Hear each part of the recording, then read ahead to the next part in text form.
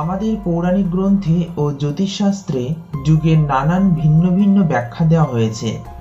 আমাদের পৌরাণিক গ্রন্থ অনুসারে 4 প্রকার যুগ হয়: সত্যযুগ, ত্রেতা যুগ, দাপর যুগ আর কলিযুগ। বলা হয় কলিযুগে পাপ সর্বাধিক আকার নেবে।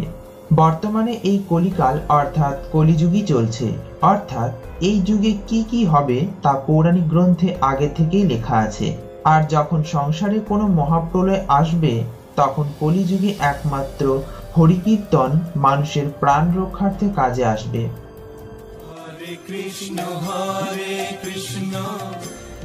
তাহলে আসুন বন্ধুরা, আমরা সবাই মিলে জানি পৌরাণিক গ্রন্থে কলিযুগের ব্যাখ্যা সম্পর্কে। আর আমরা এটাও জানবো যে কলিযুগে মানুষকে সাবধান কেন হতে হবে। নাম্বার 1, পৌরাণিক গ্রন্থে লেখা আছে যে যে ব্যক্তি সংগঠন, বেদ, সমাজ বিরুদ্ধ আচরণ করবে, ভারতের ধার্মিক ও সাংস্কৃতিক একতাকে খণ্ডিত করবে, তাদের আসন্ন ভবিষ্যতে সম্পূর্ণ বিনাশ হয়ে যাবে। পুরাণে লেখা আছে যে যত বেশি কলিযুগ এগোবে তত বেশি বেদ বিরোধী লোকেরা সিংহাসনে বসবে।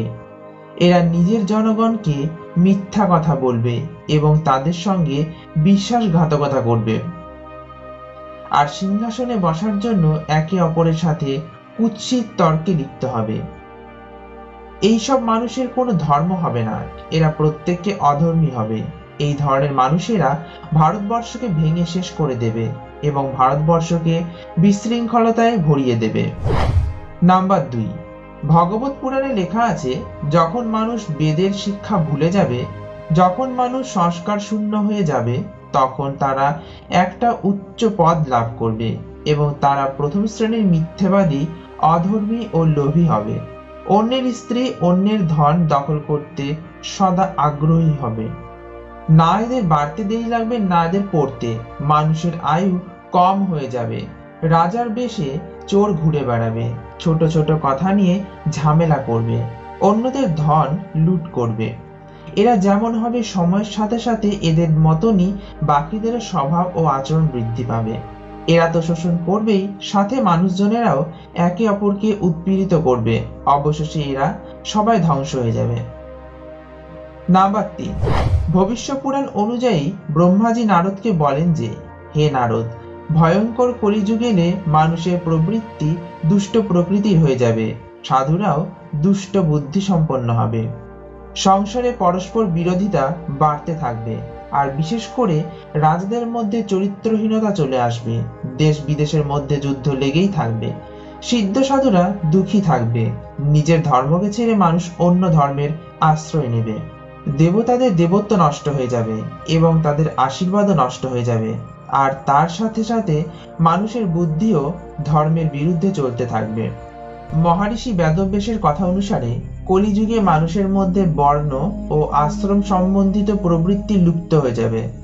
বেদের পালন কেউ করবে না, বিবাহকে ধর্ম মনে করা হবে না, শিষ্য গুরুর অধীনে আর থাকবে না, এমনকি পুত্ররা নিজের ধর্ম পালন করবে না।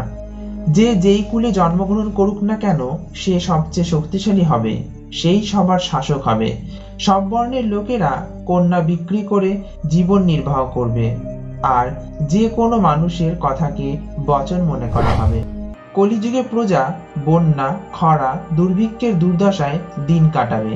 সবার নজর আকাশের দিকে থাকবে, কিন্তু বৃষ্টি না হওয়ার কারণে মানুষ বাধ্য হয়ে আত্মহত্যা করবে।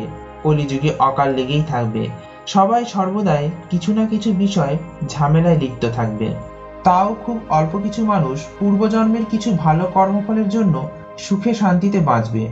মানুষ স্নান না করে ভোজন করবে। কলিযুগে চরম পৌঁছালে পূজা, অতিথি সৎকার, শ্রাদ্ধ এবং তর্পণের ক্রিয়া বন্ধ হয়ে যাবে। কলিযুগের ক্ষমতাবানেরা অন্যের ধন রক্ষা করবে না, বরং সে অন্যের ধন লুট করার চেষ্টা করবে। অধর্মী মানুষ ভণ্ড সাধু সেজে মানুষকে ঠকানোর কাজে লিপ্ত হবে। ওই সময় অর্থের বৃদ্ধি ও ভণ্ড মানুষের সংখ্যা বাড়ার সাথে সাথে মানুষের আয়ু কমতে থাকবে।